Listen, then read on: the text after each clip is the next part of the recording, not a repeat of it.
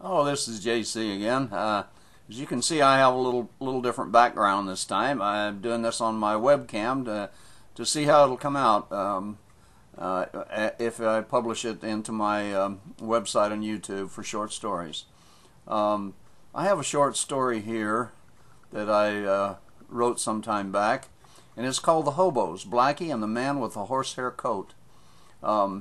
Now this story is a small incident in the life and times of this writer. It comes from my personal journal, Jim's Journal. It tells part of one of the many journeys from California to Texas and back in my 13th year. It's a true story, and I hope it'll be entertaining for you. I should explain first about Blackie. When I headed from Modesto to Odessa, Texas, the first time I got to Bakersfield, it was in the evening, just before dark, and I met a man named Blackie. He was a very nice fellow, quite a bit older than me. I was only 13 at the time, and he evidently knew about all there was to know about riding trains and what to do, and he showed me quite a few things, like how to stay warm at night on cold nights, and how to be careful and not fall under the train. And he was quite impressive with his knowledge, because I suppose he'd been on the road for many years. Anyhow, to go on to the story.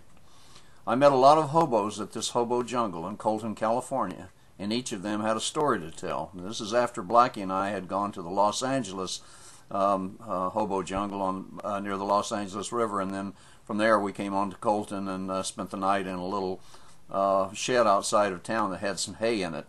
We were hungry, and Blackie left and said, "I'll be back in just a little while," and pretty soon he came back with a case of baby food, shredded prunes, and that's what we had for dinner that night. Luckily, there were no ill effects from it. Anyhow, back to the story. Each of them had a story to tell. One man told me he was on the run from the law back east somewhere, but he didn't tell me what he was accused of.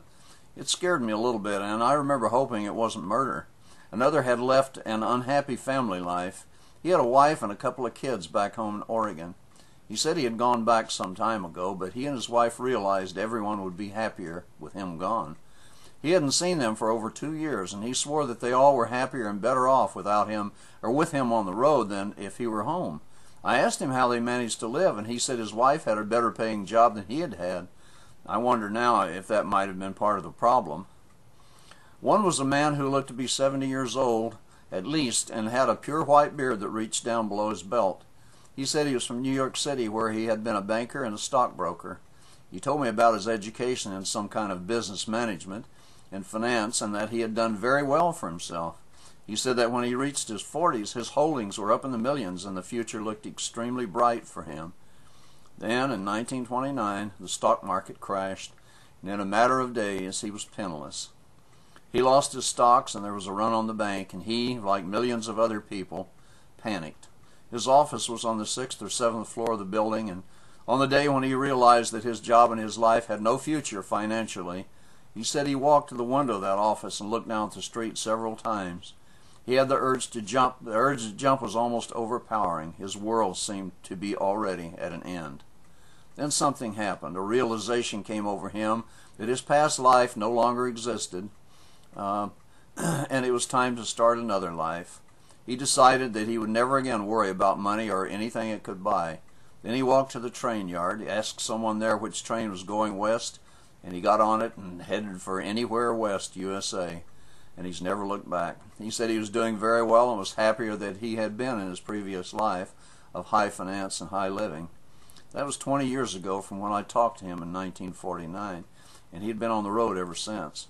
He said he had never had a job since then, and he never needed or wanted one. That's the first part of this short story. The second part I call The Horsehair Coat, and it'll become evident as to why I call it that. That evening, Blackie showed me where to catch the train for Yuma. I asked him if he was going. He said no, he would be going back to Bakersfield area. He said I should take the morning train so I would get to Yuma in the daytime. Then I should catch a night train east and would cross the Arizona desert at night while it was cool. Then he left me there and went on his way. I learned a lot from Blackie. I really hated to see him go.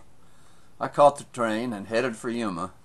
On the way, the train stopped at a switch yard in some town and dropped off a car. While the engine was switching cars, I went to an orange grove and picked as many ripe oranges as I thought I could eat. The freight finally rolled into Yuma and I got off. I headed for the east of the switch yard and waited for the eastbound train to start.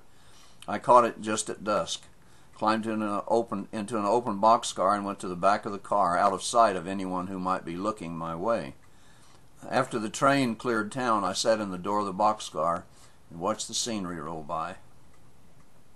I soon went to sleep, and I was really sawing logs when I felt the train hump and began to stop. I got up and went to the door to look out. I could see the highway. A ways off, I could see what looked like police cars on the highway with their lights flashing. The train came to a stop, and I really got worried. I had no idea why a train would be stopped by the police way out in the middle of nowhere in the middle of the night. I first considered jumping off the train and hiding in the brush until the police left, but it was too dark outside to see where to hide. I went back to the end of the boxcar and hoped I wouldn't be seen. In a minute or two I heard footsteps approaching, and I saw the beam of light from a flashlight coming toward the car. I was really scared, to say the least. Then someone flashed a light on me. It was an Arizona State patrolman. He told me to come here, and he asked my name. I told him, and he asked how old I was. It seems everybody would ask me that. I told him I was 13. And he wanted to know what I was doing out here. I told him I was from Modesto, and I was going to Odessa, Texas, to see my dad. I asked him what was wrong, and he said there had been a breakout at the Arizona State Prison at Yuma. They were looking for 2 escaped prisoners. He was quiet for a few seconds then. I thought he might take me with him in custody. He asked if my mother knew where I was, and I said she probably did, but she hadn't told me I could go. I didn't want to get her into trouble. I told him I wasn't running away from home. I was just going to see my dad. And he told me to be careful and stay on the train until daylight and be careful of anyone I might see on the way. I said I would, and he left. Strange. A few minutes later the train started up again. I went back to sleep. I stayed on the train until it got to Tucson the next morning. I don't remember much about the rest of the trip until I got to El Paso, Texas. When I pulled into El Paso, it was in the mid-morning, and I was hungry, and I remember I had been cold the night before. I got off the train at the edge of the train yard and began walking through town. After I walked a ways, I met a tall, skinny man who looked to be around 40 years old. He was wearing a long horsehair army surplus coat that hung way down on his legs.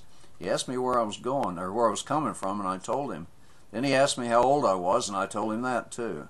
And I told him I was headed for Odessa, Texas, to see my dad. He said he was going to get something to eat and asked if I was hungry, and I told him I was. He asked if I had any money, and I said I had a little change. He said if I would give it to him, he'd get us something to eat, and I gave it to him. He told me to wait there, and he would be back. In an hour or so, he returned with a grin on his face. I think I gave him 30 or 40 cents, all I had. He said, "Let's eat." And I walked over to a trestle piling, and we sat down. Or he sat down. I followed him over, wondering how he could have enough food for the both of us. He had a paper bag with a loaf of bread in it. It didn't look like much. Then he opened his coat and took out a package of lunch meat and several candy bars and a small carton of milk. He said his big old coat sure came in handy sometimes. And we ate, and it sure tasted good. I don't think I had eaten anything but oranges for the last couple of days. We hung around there for a few hours and just talked. He asked me about my home and family, and he listened intently as I described my mother and my stepdad and my brother and sisters and stepbrothers and stepsisters.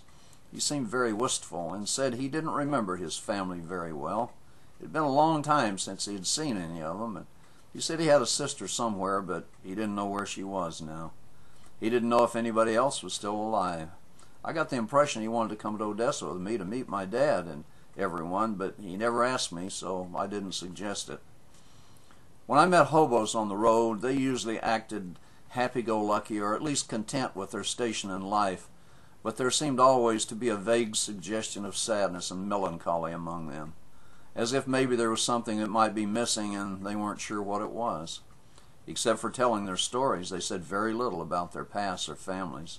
Their talk was, for the most part, about food or smokes or where to go and how to get them or how to get there, and about friends on the road they knew or had known. I heard them discuss hobos much more than their families, as if they had all become families amongst themselves. It may seem strange and impossible, but I can still remember exactly how the people I met on the road looked. I remember Blackie just like it was yesterday. I remember the old man at Colton and the younger man who told me about his family. I can remember the men who made the fish head stew, and also the men in Los Angeles, and I can remember this man in El Paso, as if this all just happened, and I remember them very fondly. I said I'd better go so I could get the other side of town to the Texas Pacific Yard before dark. He reminded me how to get there and not to let anyone see me get on the train. And he admired the Levi jacket I had on. I told him it wasn't very warm at night, and he asked me if I wanted to trade for his big coat. I told him I would, and he took my jacket and he gave me his horsehair coat. He said it would keep me warm on the train, and I think that's what he intended. I kept that horsehair coat for a long time. Then we said goodbye, and I left. I never saw him again. I don't remember his name. I just hope that he was happy. Thank you very much. This is J.C.